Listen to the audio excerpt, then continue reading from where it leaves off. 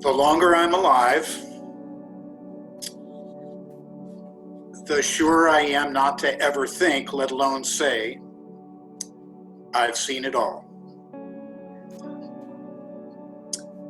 That happens to me every year, but especially in this situation, these exceptional circumstances, I find myself humble because everyone in the whole world, no exceptions, whether you have degrees or not, how much money you have, what part of the world you're in, every single person needs to deal with this situation.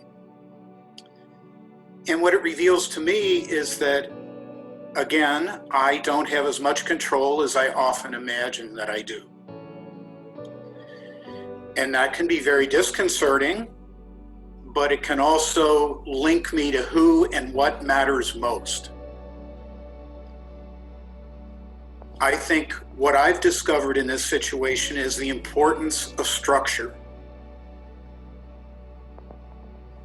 Not too much so that it feels like a straitjacket, but how structure can be my friend. And that I be careful to structure in my day or week who and what's really important to me.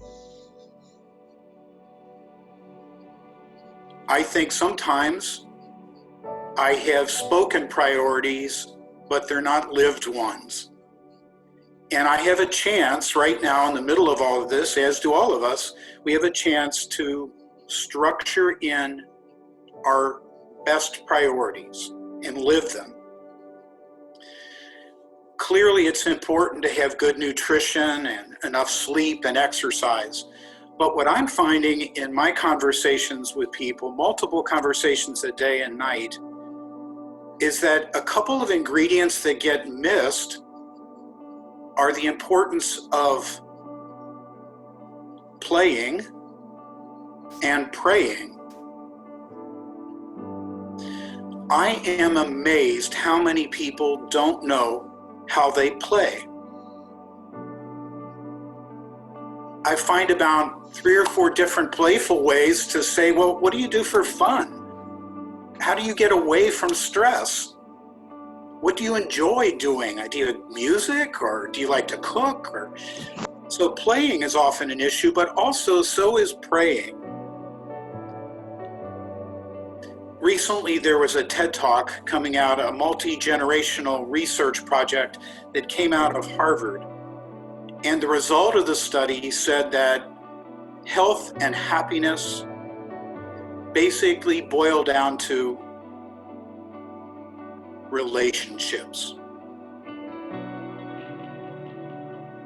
Now, there was a part of me that went, duh, like that. I mean, Jesus said that long before Harvard was around. I think the kind of relationship we have with God, with ourselves, and with others, both peer friends and mentors, makes all the difference in the world. And we have an opportunity now to work with those, play with those, develop those relationships. Ignatius, Loyola, talked often about finding God in all things. Well, where are we finding God now in this situation? What are the graces that we are discovering, the ways in which we are reconnecting with God, ourselves, and others? Some of the stories are just inspiring, of people reaching out to folks they haven't talked to in a while. Wish they'd have done it earlier, but at least now they're doing it. And vice versa, how many people have been reaching for them that they haven't heard from in a long time? What a grace, what a gift. The spirit with which we approach anything, any situation, any person, place, or thing makes all the difference in the world. So from my point of view, I would say focus not so much on what we don't have, but what we do have. What does God give us in this situation right here and now? Learn to appreciate that, enjoy it, share it, and pass it on as you can.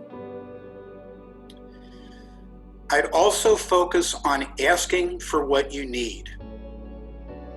That sounds easy. When a little kid's getting a little rambunctious and kicking and screaming, we'll say, use your words. Well, I often say that to myself now. Use your words. What do you need?